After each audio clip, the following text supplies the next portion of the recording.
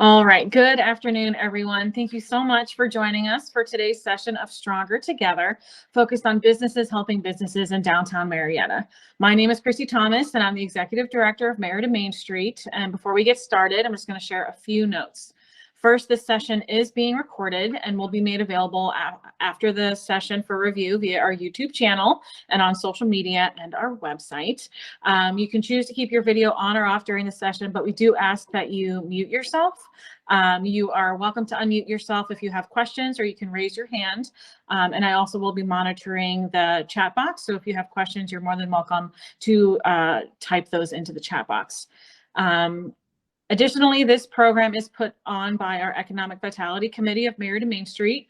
If you're interested in learning more about volunteering with that committee or any of our other committees, please do not hesitate to let me know. Now for today's session on budgeting for your business. Perfect time of the year to talk about this. In this session of Stronger Together, we'll talk about forecasting, calculating fixed and variable costs, cash flow analysis, and one-off expenditures. We'll also review open source resources and other best practices to help you account for every single penny in your business. A well-structured and managed budget enhances your ability to cut costs and maximally leverage your financial resources. I'm super excited to welcome back again to Stronger Together, Jesse Roush, the Executive Director of the Southeastern Ohio Port Authority. So thank you so much, Jesse, for taking time out of your very busy schedule to share some of your expertise with our small business owners. If you want to go ahead and start your presentation, you're welcome to. And other than that, I will pass it over to you.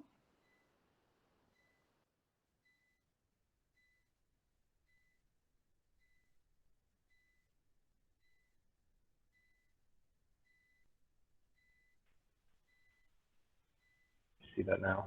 No. Oh yeah, I can't see this.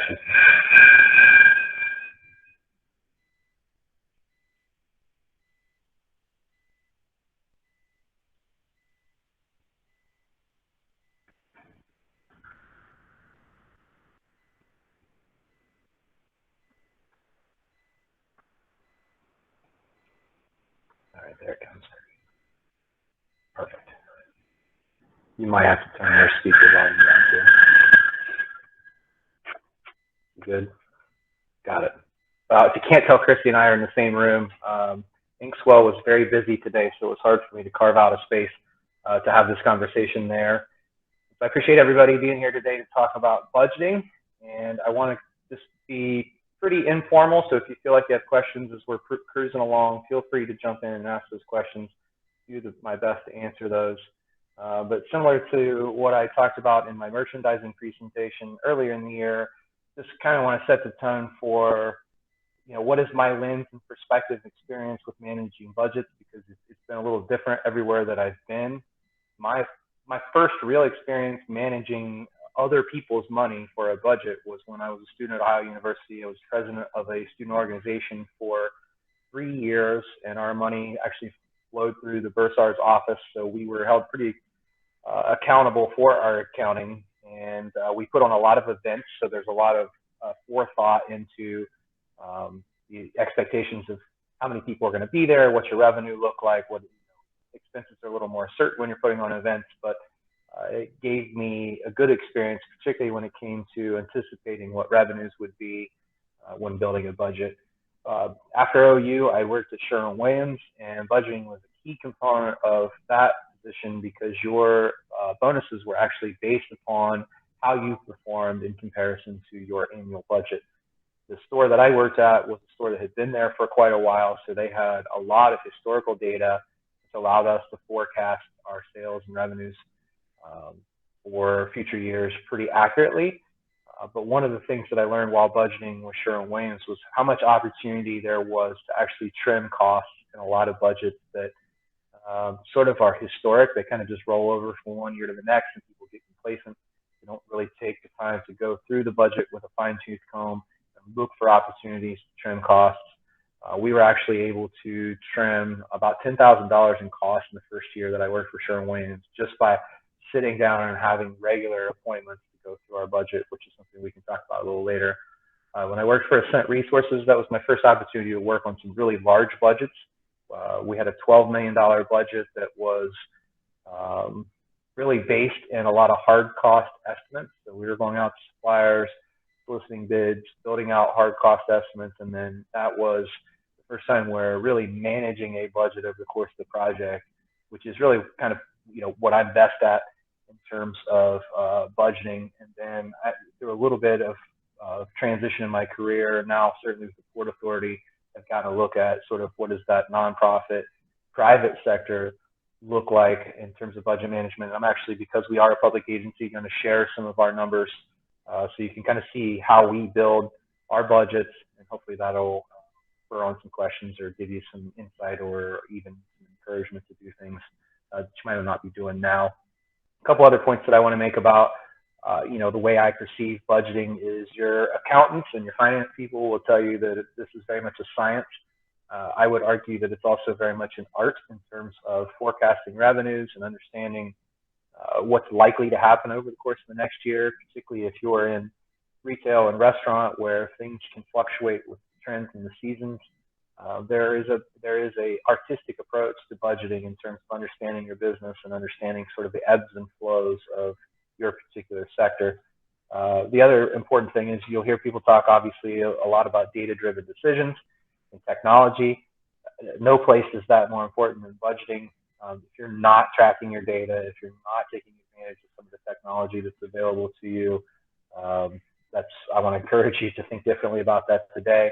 There's a lot of great open source software, which I'm actually going to share with you sort of before we even get into the nuts and bolts of budgeting, just so you can see sort of the things that influence how we manage budgets and how I like to do that. So again, keep it pretty informal. If you have questions, happy to address that. And I want to start by just right out of the gate giving you a look at some of these sources of technology and open source applications.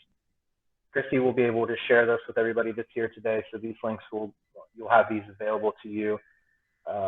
First and foremost, if you're not familiar with Smartsheet, it's a fantastic project management tool, but they also have some really nice business budgeting templates available. You can get membership for as little as $7 a month. Some of their business models go up to about $25 per month for users, but I use Smartsheets to manage projects, and their budgeting tools are also very nice because you can link those with project management. And $7 a month is a nominal fee to be able to pay to accurately manage your data, track expenditures, etc. At the Port Authority, we have used QuickBooks Desktop for quite a while, and we actually just migrated over to QuickBooks Online. So we're in the midst of actually changing our budgeting process and sort of how we, not necessarily the process so much as how we visualize and lay out our budgeting so that it syncs up very nicely with QuickBooks Online. What I'll show you here in a couple of slides is how we're managing it today, and it's a little bit redundant. It's probably not as efficient as it could be. So if you're a QuickBooks user, you're already using QuickBooks Online, I'd certainly encourage you to take a look at the budgeting tool that's available in there if you're not already. For us, in terms of the Port Authority, we have to have an approved budget at the end of the year every year, and now we'll actually be able to do a year-to-date budget comparison, which has been a little bit difficult for us in the past, and we've kind of managed that sort of on the fly, and I'll share that a little bit later. Google Sheets actually has a fantastic template gallery, and their annual business budget is a QuickBooks output, and it's a fantastic template to download and start with. There's a lot of autonomy in there into how you structure it. If you're familiar with Google Sheets, it's very easy to work inside of. They've done a lot of the hard calculations in terms of things correlating from tab to tab. They have a summary sheet.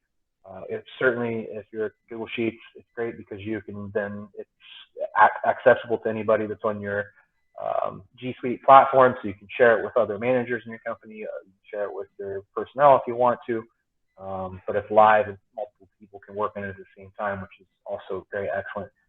The Capterra and the Vertex 42, these are two open source Excel template places.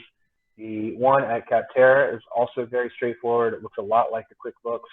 We actually used that when I worked 2 stops ago. That was the template that we originated our budget with, and then over time we sort of edited it and molded it more to our application. And then Vertex 42 has a bunch of templates on there, and they take the shape for different sectors and applications.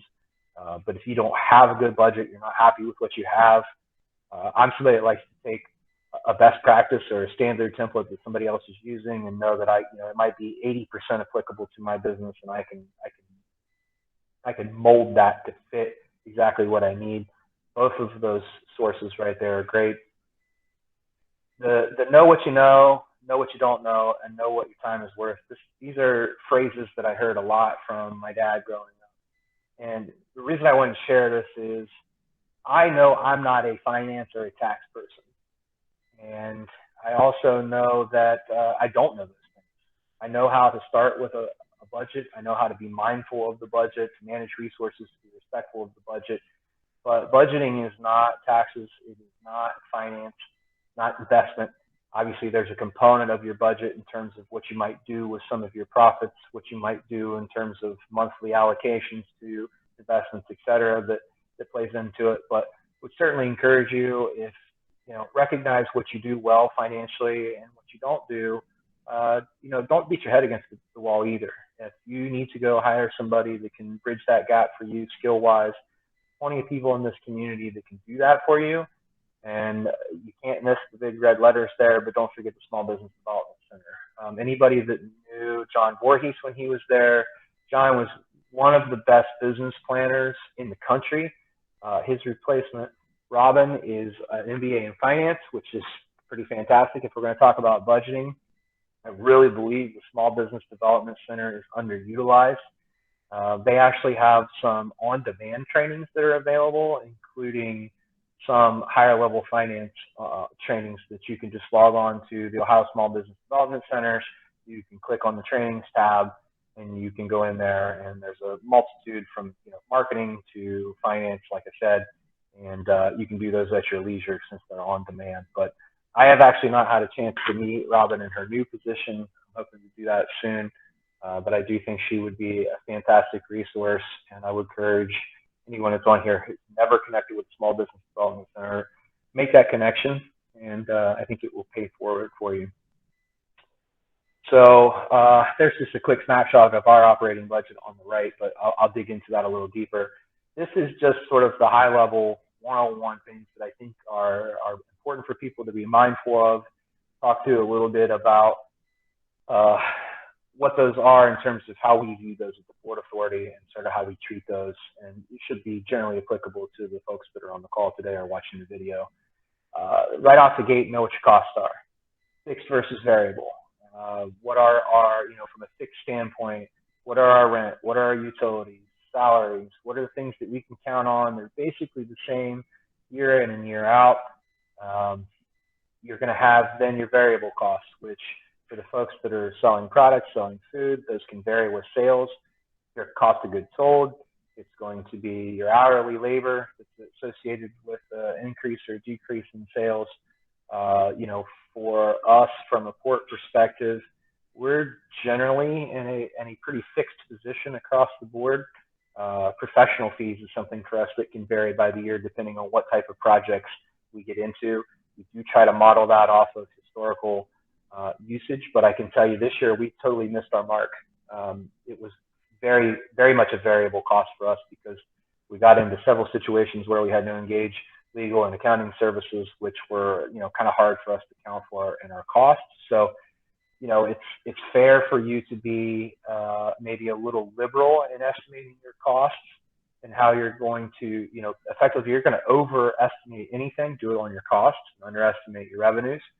So from the cost standpoint, your business very well. You're going to know what those things are routinely, and obviously the definitions for fixed versus variable, those are standard. You can find those in a textbook, but you got to be mindful of what they are.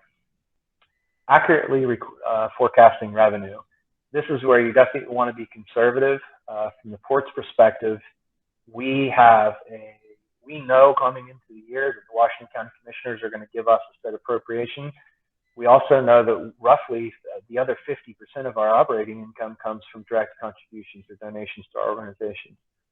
Those are historically pretty static. We run somewhere in that $75,000 to $80,000 mark, but that's definitely variable, and so we try to underestimate that just to give us a little bit of space. You know, if the budget's great and we're underestimating our direct contributions, then we're doing things the way we want to do them. We'd obviously like to get more than what we were expecting coming in. I think forecasting revenue is certainly a little trickier when you're in a retail situation. From a Sherwin-Williams standpoint, what I can say is that our marketing and merchandising team was always very good about laying out the year ahead of us. So we knew what sales we were going to have when. Because we had good historical data, we could go back and look at those weekends, like say a Memorial Day sale, which was always a big one, or a Labor Day sale, and we could see, we did 15% more traffic than usual. We'd also get certain marketing priorities, like we would get do-it-yourself weekends, right? So you want to charge, your walk-in traffic. This is your priority for the year is to increase walk-in traffic. That's a super hard thing to estimate in terms of what it's going to mean to your revenue. So, if there are particular revenue categories for you that are historically reliable and pretty flat, then you can probably get a little closer to what that looks like in terms of nailing down a real hard number versus if you're going to have things that flex a lot over the course of seasonality or particular promotions or events that you want to do. I think that's where you got to be a little extra conservative. Scheduling your cash flows, timing cash in and cash out matters unless you have strong cash reserves. I know if you would sit down and look at the Port Authority's budget, we have pretty strong cash reserves, so we're not super diligent about scheduling our cash flows. But I think if you would take a look at Christie's budget, you're going to see that that's probably a little more important to understand what is the timing of certain events and revenues versus the timing of certain expenditures. This can help you obviously prepare for worst case scenarios. This can help you plan for when to order certain things, when not to order certain things, when to be mindful of making large expenditures, particularly if you're somebody that is, sort of segueing to that second or number 4 there, making smart adjustments based on seasonality and trends, then you really do need to have a sense of the cash flow. So if the seasons and particular trends have a big impact on your business, then you definitely should be spending time scheduling your cash flows. The template that QuickBooks shares on Google Sheets allows you to do that on a monthly basis, so it allows you to forecast all that. More than just seasons and trends from making adjustments to your budget. Obviously, if you're going to have sales and promotions, you need to be thinking about that, what that's done. Hopefully you have a historical set of data in terms of what that means to your business, but also be, a certain portion of your revenues are probably going to get written off depending on what type of business you're in every year. So you need to be mindful of the fact that where you might expect payment, or I think that you have guaranteed payment, particularly if it's relevant on a scheduling standpoint, you need to be mindful of any of the defaults that might come down the line.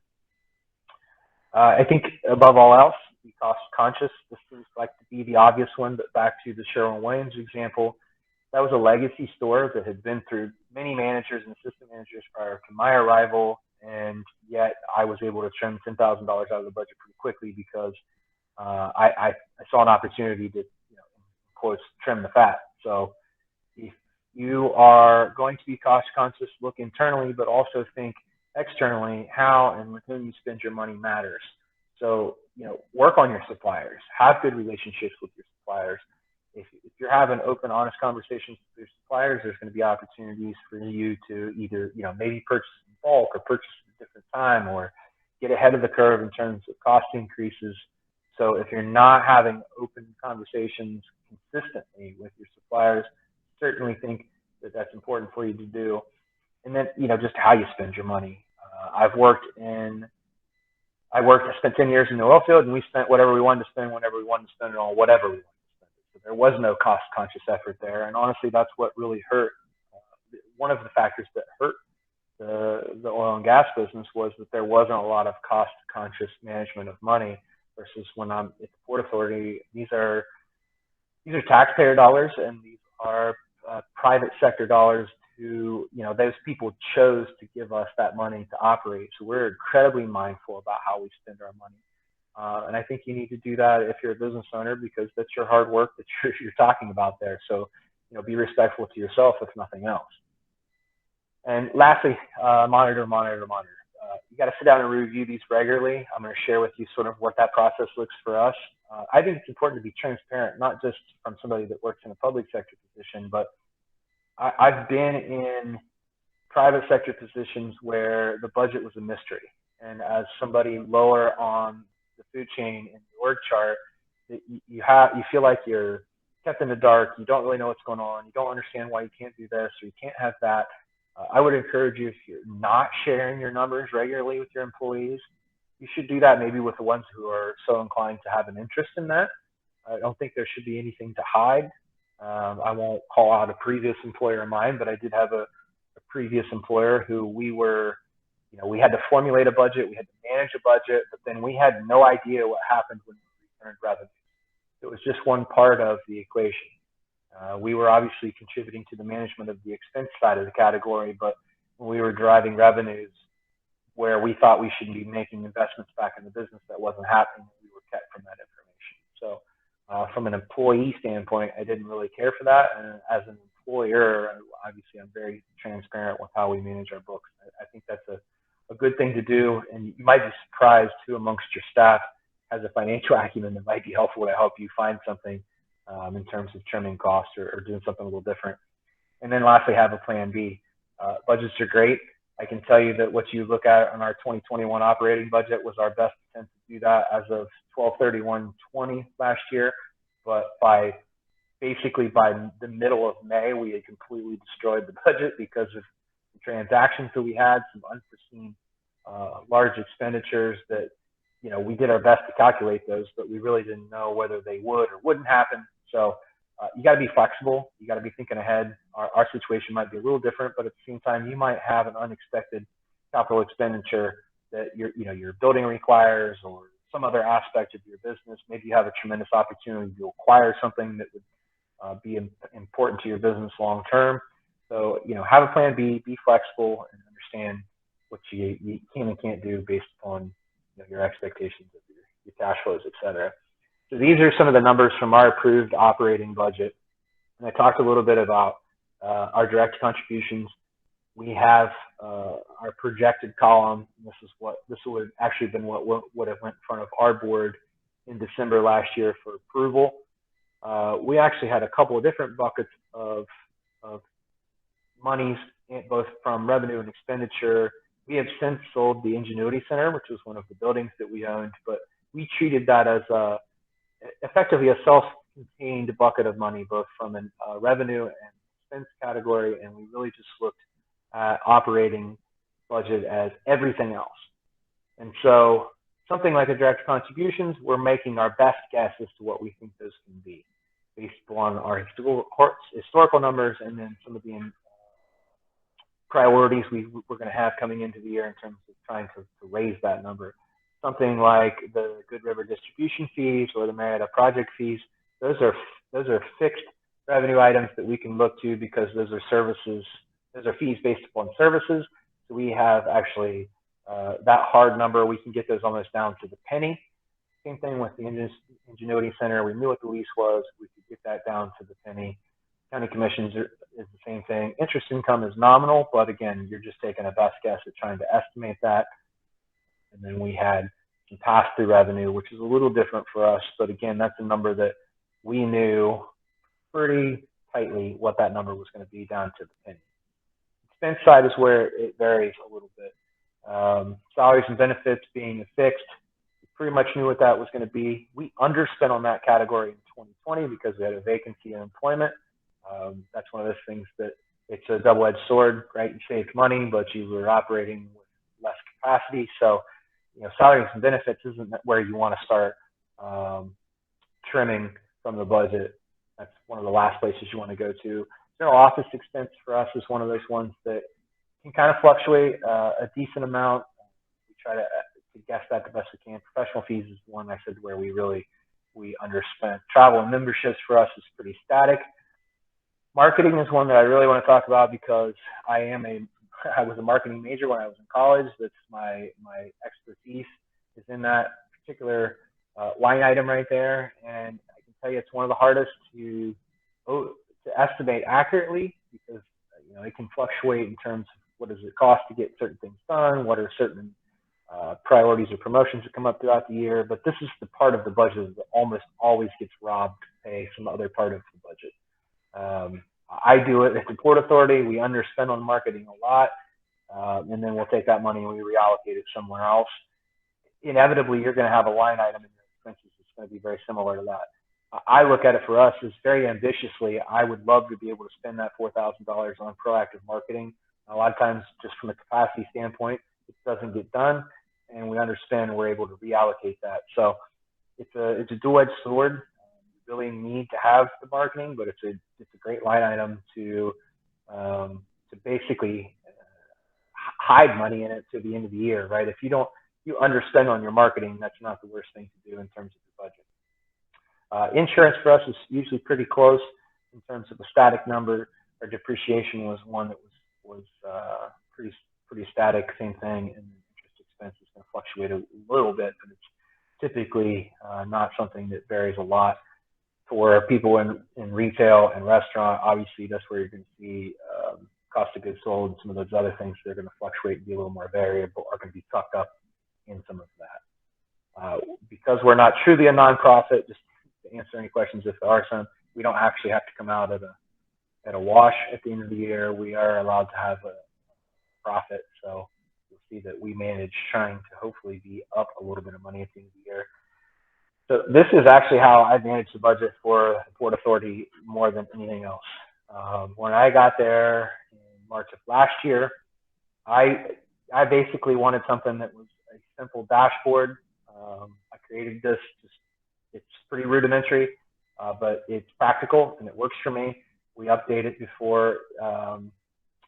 we'll update it twice a month so that we have a fresh look on where we're at in terms of managing things going forward. This is what we're actually revamping that will work through our Quickbooks Online. So we won't have to duplicate efforts. We're manually adjusting this as we go along, but I deal with the inefficiencies and the duplication of effort because it gives me the information I want to see, where I want to see it, and I can work with it. And I think it tells the whole story of where we're at. Eventually, Quickbooks Online is going to do all this for us.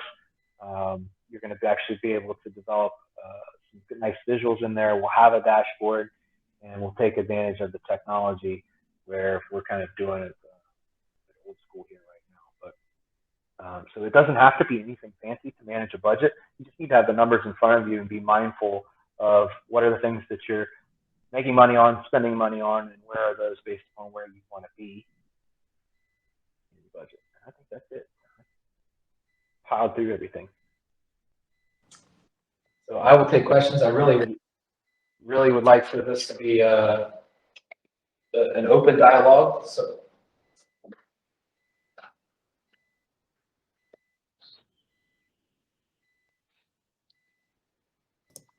Oh, go ahead, Laura.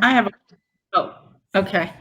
So I've always been confused about this cash flow statement.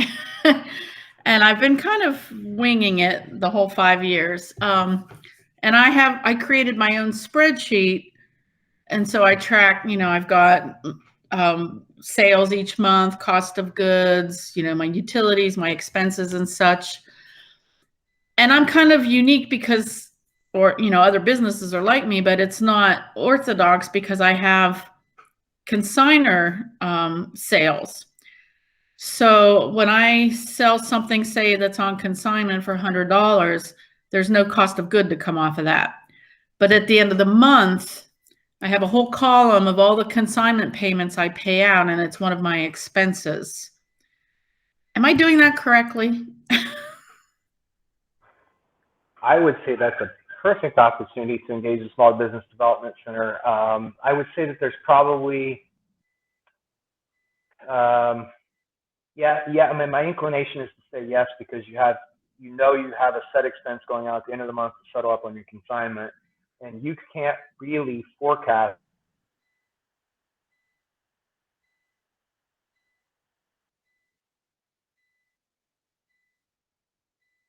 payment towards the end. I would think that one of the things to be mindful is just if you have a lot of different vendors in your consignment, who's bringing in, being able to track what vendors are bringing in the cash versus the expenditures that are going out may give you some more stability in estimating that over, the 3, 6, 9, 12-month range. Right. I run a report every month, and I can actually sort it by vendor. So every vendor is their own department, and I know exactly what is being paid to each vendor. And the accountant, she says that's fine to do it that way, regarding taxes. I just want to make sure, somewhere down the line, if I want to try to sell this business, if I'm, when somebody looks at my spreadsheet, which I call my cash flow sheet, but obviously it's my own doing, I just want to make sure I am reporting that correctly as part of you can't really project. I can kind of project because I know I'm going to pay out, 65% or whatever percentage of consignor sales. So I can kind of project, okay, I've sold, 2,000 consignor sales this month. Therefore, I'll be paying out that much. But I never know from month to month how much is going to be sold until the month is over. Yeah, that's going to be the hardest part to get a handle on. I think that's where having the historical data and the constant analysis of where have we been and where do we think we're going. Does it happen to be that when I look at it this month, my consignment is full of all of my strongest selling vendors historically, or my weakest, or I got a mix? That I think getting a sense of what your vendor profile looks like in that consignment pool may give you the best insight in terms of forecasting your cash flows going forward. In terms of what that makeup and the composition of is consignment pool at any given time. That makes sense. Thank you.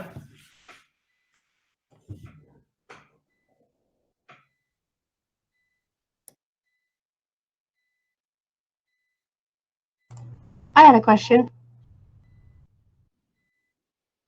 So what made you guys switch from the software to QuickBooks Online? So we brought in Perry & Associates to do our year-end books.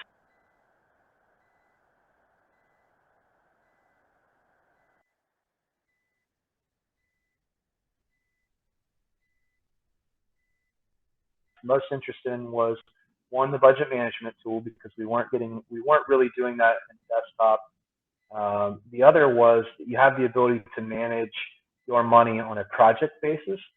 And that's not something we're necessarily doing right now, but we do intend to probably grow into that as the Port Authority continues to acquire properties and execute very specific projects that have specific revenue streams, whether they're coming from grant funding or they're coming from partnerships, or we're selling something to do that.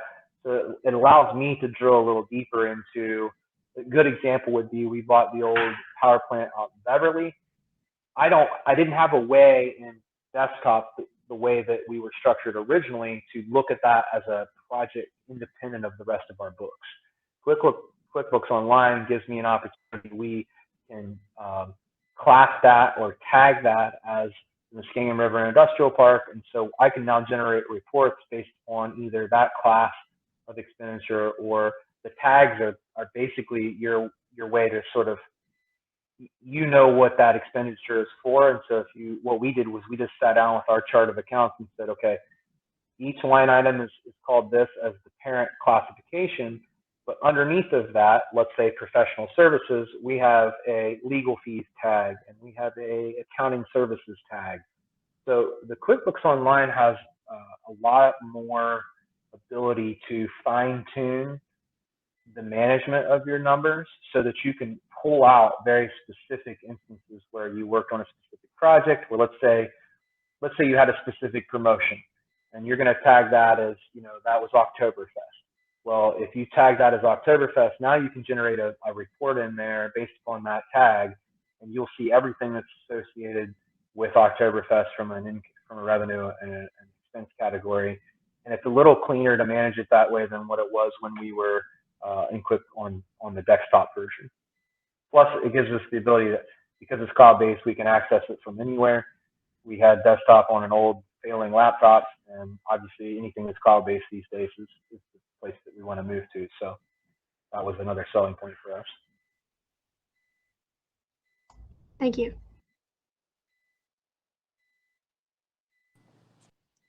I do have one question for you, Jesse, that I think is relevant to a lot of our downtown businesses when it comes to the concept of paying yourself as the owner.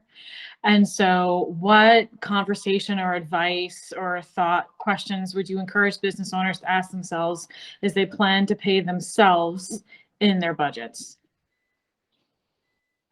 It's a great question. I know a lot of successful business people in Marietta that don't pay themselves. I think you got to know where you want to go with your business in the long term. I think it's different if you're someone who's thinking, I want to grow this to sell this at some point, versus this is what I want to do forever. So I think depending on what your goals are with the business in the long term, that sets up whether you when and how you begin to pay yourself. I think it comes with an awareness of what are we selling, how consistently are we selling it, what are our expenses, and where do we have room to grow. You can grow to pay yourself, or you can grow to buy a new building, buy new technology. So what are the goals of the business? I think it starts there. Awesome, thank you. Are there any other questions today before we sign off with Jesse? All right. Well, as many of you know, Jesse works downtown, and I'm certain that if there's any questions that arise after us sharing this time together today, that he would be more than happy for you to reach out to him, grab some coffee, and talk more about budgeting for your business. So I do want to say thank you to everybody for being present with us today. Please do look for this recording on our YouTube channel afterwards, and I hope you enjoy the rest of your week. Thank you. Have a great day.